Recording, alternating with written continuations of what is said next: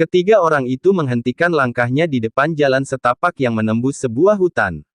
Mereka saling tatap. Lo yakin kita akan masuk ke dalam hutan ini? Tanya Rafael pada kedua temannya. Kita udah jauh-jauh datang ke sini Raf, kita gak mungkin mundur, jawab Ijam. Apalagi video kita ini sudah ditunggu-tunggu penonton, timpal Mono. Di hadapan mereka tampak hutan belantara dengan kabut tipis yang mengambang di antara pepohonan. Sebuah hutan lebat yang gelap, di mana cahaya akan lenyap sesaat kaki melangkah masuk ke dalamnya. Hutan yang memiliki 1001 cara untuk membunuh nyali. Menghisap keberanian masuk ke dalam lubang hitam. Menjebak jiwa-jiwa yang penasaran mencoba untuk menaklukkan. Tidak ada arah yang bisa jadi petunjuk, tidak juga cahaya penuntun, sekali melangkah hutan akan menelan. Setiap pohonnya berdenyut, angin yang bertiup menebar hawa kematian, tanahnya bernafas. Jin, dedemit dan makhluk-makhluk terkutuk menunggu dalam sebaran kabut tebal. Memperhatikan dalam gerak halus kegelapan, haus akan kematian. Rafael menelan ludahnya. Ia benci melihat hutan itu. Hutan itu seperti menatapnya balik dengan seringai seram. Jalan setapak dari tanah berbatu di depannya bagai tubuh ular yang meliuk-liuk tak tahu di mana ujungnya itu, seakan ingin menjebaknya. Entah apakah jalan setapak itu akan terus ada atau malah putus di tengah jalan. Hutan itu membuat Rafael gentar. Ingin rasanya ia memutar tubuhnya dan mundur tapi tampaknya kedua temannya tak sependapat dan ia tak bisa pergi begitu saja. Baru kali ini ia merasakan setakut itu. Kenapa Raf? Lo kelihatan ragu, celetuk Ijam melihat bahasa tubuh temannya itu sambil menyiapkan alat rekam handicamnya. Auranya gak bagus Jam, hutan ini gak main-main kayaknya, kata Rafael. Ini memang hutan terangker Raf, tapi bukankah itu yang kita cari? Senyum Mono. Rafael menghela nafas. Raf, kita udah sering mendatangi tempat-tempat angker sebelumnya, kayaknya lo gak perlu cemas lagi, hutan ini sama dengan tempat-tempat angker lainnya yang pernah kita kunjungi kok, kata Ijam. Yang ini berbeda, yang ini terasa memuakkan dan mengerikan. Ingin rasanya Rafael mengatakan itu tapi tak bisa, ia hanya mengatakan di dalam hatinya. Ijam menepuk bahu Rafael, berkata, ayo sudah saatnya kita masuk, mumpung masih sore, tenang Raf, kita hanya semalam di sini, merekam, mencari tahu lalu pulang. Betul, seperti janji kita pada mereka yang telah menunggu-nunggu video kita dan kita harus menepati janji kita bukan? Ayo Raf, kita masuk, tidak akan ada yang terjadi, ini cuma hutan angker biasa, sahut Mono santai lalu melangkah sambil memegang telepon genggamnya merekam. Ia berjalan mengikuti jalan setapak, melewati kabut tipis yang membuyar saat dilaluinya lalu masuk ke dalam hutan. Ijam menepuk-nepuk bahu Rafael memberi kode mengajaknya masuk. Rafael mengangguk dan mengikuti Ijam. Mereka berdua berjalan melewati kabut tipis yang mengambang sepaha lalu masuk ke dalam hutan. Rafael nyaris tersedak kaget karena setelah mereka berada di dalam hutan, sinar matahari sore yang bersinar terang di luar sana menjadi temaram di dalam sini. Rafael bisa merasakan bulu kuduknya merinding tetapi ia mencoba untuk tidak merasakannya. Hei Mon, kemana arah kita nih? Tanya Ijam. Kita ikuti jalan setapak ini aja, gue gak tahu kemana sebenarnya, cengir Mono. Hah, lo gak tahu? Kalau kita nyasar gimana Mon?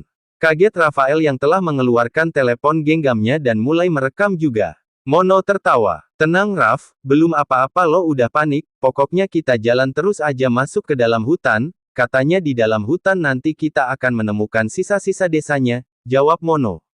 Kita ini seperti sedang berjalan di dalam tubuh monster dan kita melangkah masuk makin ke dalam menuju jantungnya, ini mengerikan. Kata Rafael, kalian ngerasain gak sih, sejak kita masuk tadi, bulu kuduk gue merinding dan pohon-pohon di sini seperti hidup, memperhatikan dan mengawasi kita, sahut Ijam. Ya, gue juga merinding Jam, kata Rafael. Mono pun mengangguk. Sambil terus berjalan Ijam mengarahkan handicamnya ke atas pohon-pohon besar. Lebat banget daun-daunnya, sampai-sampai sinar matahari gak bisa tembus, kayak udah malam di sini ya, ucapnya geleng-geleng takjub. Kemudian ia mengarahkan handicamnya pada batang-batang pohon. Pohon-pohon di sini gue yakin umurnya udah ratusan tahun, lihat kulit kayunya yang keriput parah ini, ukuran lingkar pohonnya juga gede-gede, ini pasti pohon-pohon lama. Ijam mengamati melalui layar handicamnya. Tiba-tiba langkah kaki Ijam terantuk membuat tubuhnya terhuyung-huyung. Kenapa lo Jam? Kaget Rafael melihat temannya nyaris jatuh. Ijam segera mengendalikan keseimbangan tubuhnya agar tak jatuh. Setelah itu ia tertawa. Sialan, kaki gue kesandung itu tuh, tunjuk Ijam. Mono mendekati sesuatu yang ditunjuk Ijam itu, dengan cahaya senter dari teleponnya ia melihatnya tanpa menyentuhnya. Ini akar pohon jam, akarnya gede banget ya kayak betis gue, cengir Mono. Setelah itu ia melanjutkan berjalan bersama teman-temannya. Sepeninggal mereka akar itu bergerak menyusuri tanah lalu menghilang di bawah pohon.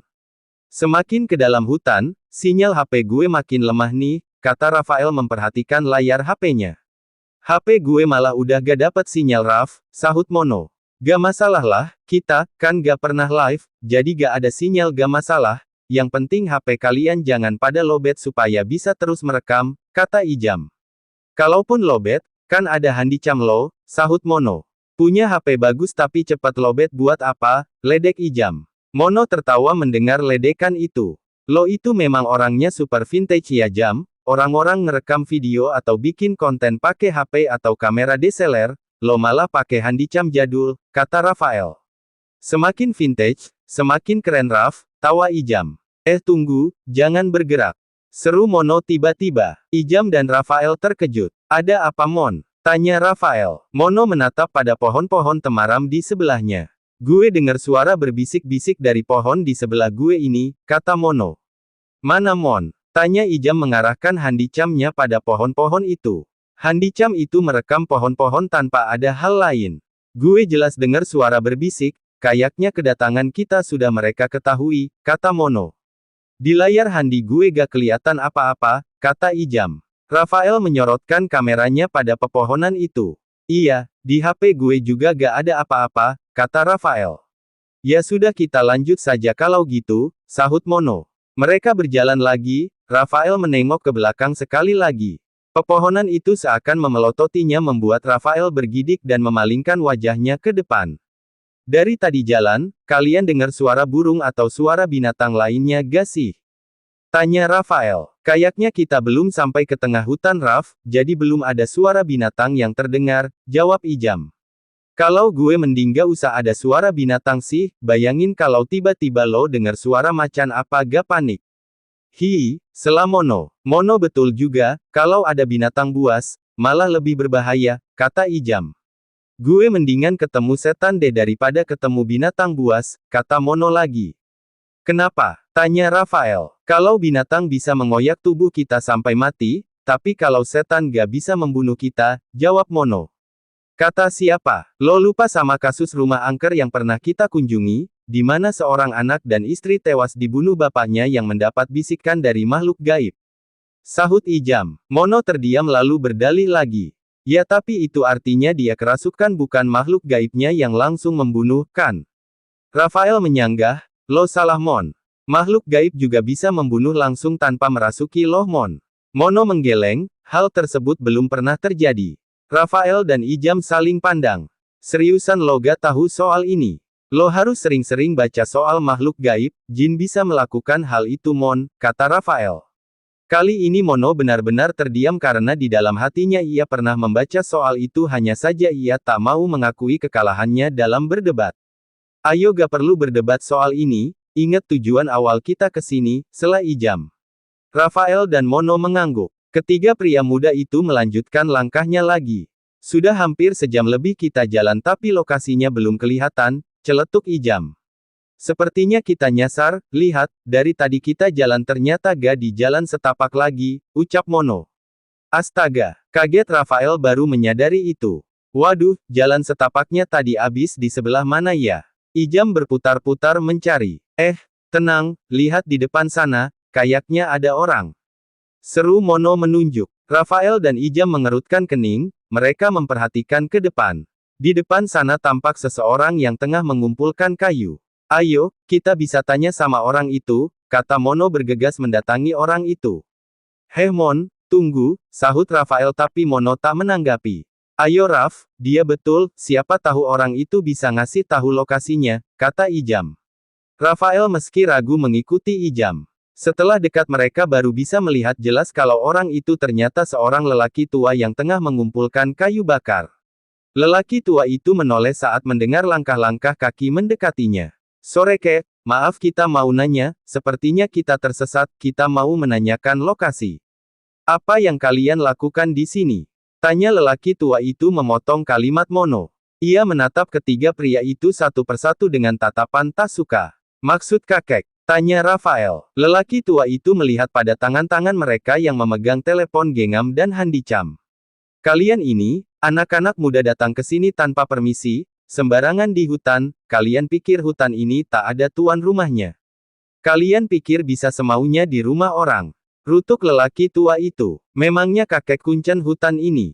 Kalau bukan, ini bukan urusan Kak Mon. Potong Rafael, maaf kek, kami kesini gak sembarangan, kami sudah survei sebelumnya dan hutan ini memang bebas untuk didatangi.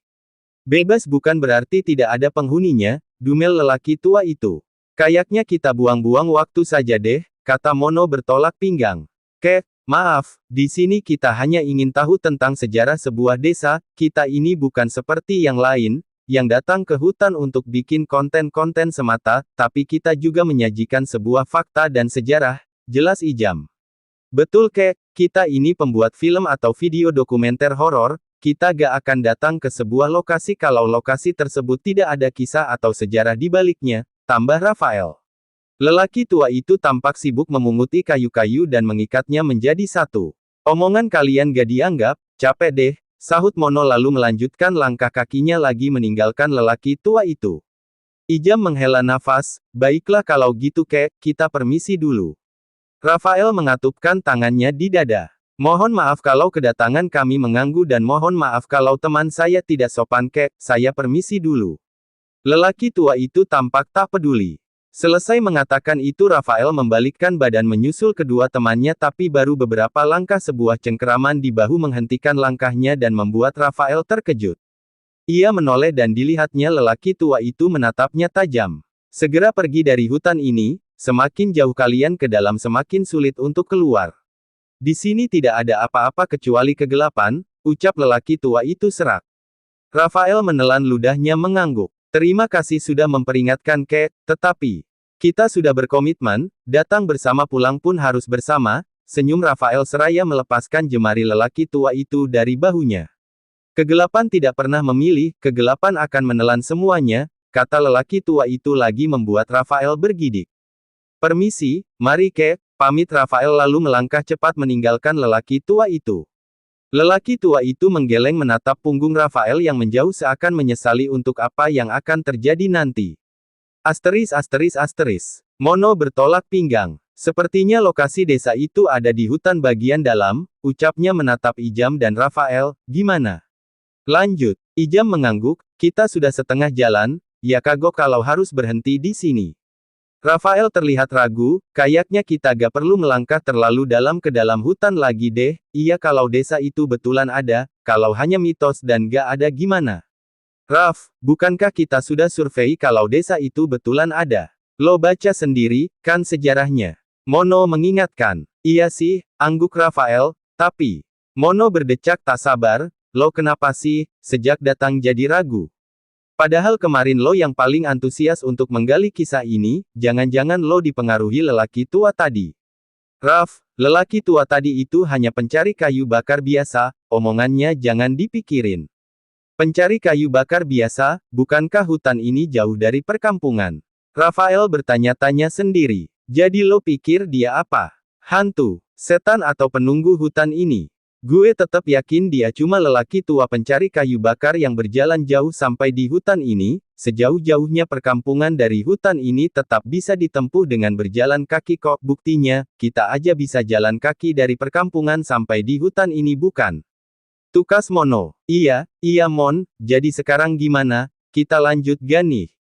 Tanya Ijam. Gue sih lanjut, kalau lo mau balik, lo boleh balik Raf. Tapi itu bakal memalukan sih buat gue, kata Mono lalu berjalan meninggalkan teman-temannya. Raf, setelah menemukan desa itu dan merekam, kita akan langsung cabut, janji Ijam. Hoi, kalau mau ngobrol di rumah aja. Ayo cepat, seru Mono yang telah berada jauh di depan Rafael dan Ijam. Oke Mon, kita lanjut, sahut Ijam setelah Rafael mengangguk. Pohon-pohon tinggi dengan kerapatan daun yang semakin tebal menyambut kelanjutan langkah-langkah mereka. Angin bertiup pelan melewati batang-batang pohon tua yang umurnya melewati ratusan tahun. Memberikan hawa dingin serta membisikkan kata-kata yang berdesis-desis tak jelas dalam gemerisik dedaunan. Rafael melirik ke sampingnya lalu menyorotkan kamera telepon genggamnya. Ada yang ngomong dari balik pohon ini, bisik Rafael membuat Mono dan Ijam menghentikan langkahnya. Ngomong apa? Tanya Ijam. Rafael menggeleng, gue gak dengar jelas, yang gue dengar cuma, mati, dan gue gak tahu apa maksudnya. Ijam menghampiri pohon itu lalu menyorotkan handicamnya ke belakang pohon. Gak ada apa-apa, cuma memang gue ngerasa di sini hawanya panas, kata Ijam. Itu tandanya dia ada di dekat lo Jam, kata Mono. Ijam bergidik dan mengusap-ngusap tengkuknya. Ayo lanjut, bukan ini yang kita cari, kata Ijam. Sebelum pergi Rafael menatap pohon itu. Sebuah pohon tua dengan kulit kayu yang berurat tebal. Garis kerut pada kulit kayu bagian atas membentuk lingkaran seperti mata tua dengan kantung air mata yang tebal lalu kerut kulit kayu bagian bawahnya membentuk sebuah tarikan lengkung yang tajam. Rafael mengerutkan kening, memperhatikan dengan seksama. Kerut-kerut kulit kayu pada batang pohon itu membentuk sebuah wajah tua yang sedang tertawa dan wajahnya sama dengan wajah lelaki tua pemungut kayu bakar tadi. Rafael terkejut dan bergegas pergi. Ekspresi wajah itu seperti menertawakan dirinya dan teman-temannya. Rafael mengucek-ngucek matanya. Tidak mungkin. Ini hanya permainan mata dalam lingkungan gelap yang kurang cahaya, batin Rafael. Ia menyusul kedua temannya yang tengah berdiri menghadap pada jajaran pohon besar dengan kulit pohonnya berwarna hitam. Gue belum pernah lihat kulit pohon berwarna hitam seperti itu, ucap Ijam terdengar gentar. Itu kulit kayu yang habis terbakar Jam, jadi gosong, sahut Mono, kita harus terabas hutan itu, gue yakin lokasi desa itu ada di balik pepohonan hitam itu. Tapi hutan di bagian itu lebih gelap dibanding hutan bagian ini Mon, ragu Rafael.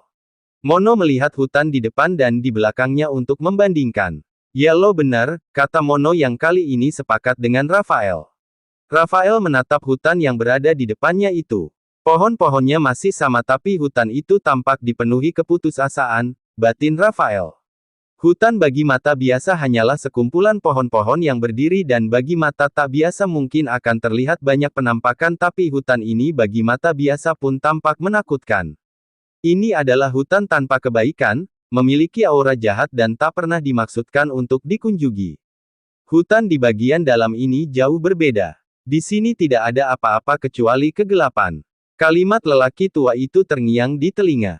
Seharusnya aku putar balik sedari tadi, pikir Rafael. Hutan di depannya itu membuat perutnya serasa diaduk-aduk. Rafael memandangi barisan pohon-pohon besar berkulit hitam dan berdiri rapat itu, berusaha keras membuang pikiran buruknya tetapi sia-sia. Apapun yang bermukim di kegelapan sana langsung membuat tangannya menjadi dingin dan didengarnya suara hatinya yang tidak wajar berbisik, angkat kaki dari sini, angkat kaki selagi bisa. Tapi untuk inilah aku pergi sampai sejauh ini. Rafael mengingatkan dirinya sendiri, aku tak bisa kembali. Lagi pula apa yang dikatakan Mono benar, kalau aku angkat kaki, ini akan memalukan dan menjatuhkan semua yang telah mereka bangun. Hei, kalian malah bengong, ingat kita juga punya janji yang harus kita lakukan di sana, kata Mono, jadi kita harus masuk sekarang, ayo. Mono berjalan lebih dulu seraya menyalakan lampu di telepon genggamnya sebagai senter karena di hutan ini jauh lebih gelap. Ijam mengikuti dan menyalakan lampu penerang dari handicamnya yang terus merekam. Berusaha tidak mendongak memandangi pohon-pohon di hutan ini dan tidak ingin mencari tahu juga jenis pohon apa saja, kecuali bahwa hutan ini luar biasa gelap, Rafael melangkah mengumpulkan kekuatan moralnya untuk masuk ke dalamnya.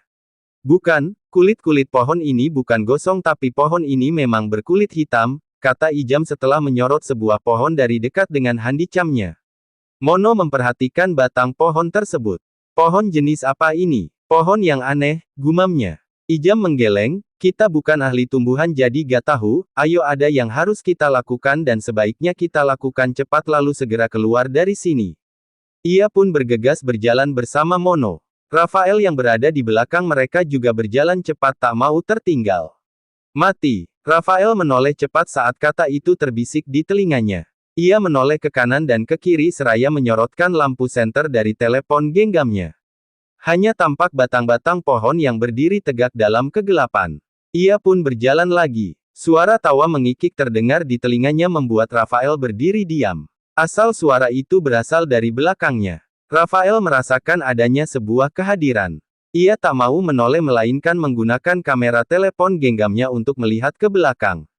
Ia menekan tombol switch sehingga kamera menampilkan wajahnya juga kondisi di belakangnya. Tapi Rafael tak melihat sesuatu kecuali kegelapan. Ia memicingkan matanya menggerakkan teleponnya bergerak dari kanan ke kiri secara perlahan tapi tetap tak ada apapun. Ia menghela nafas lega lalu mengembalikan lagi kamera telepon genggamnya ke kamera belakang dan saat itulah di layar telepon genggamnya muncul sebentuk wajah pria dipenuhi darah melotot padanya dan berteriak, "Mati!" Bersambung.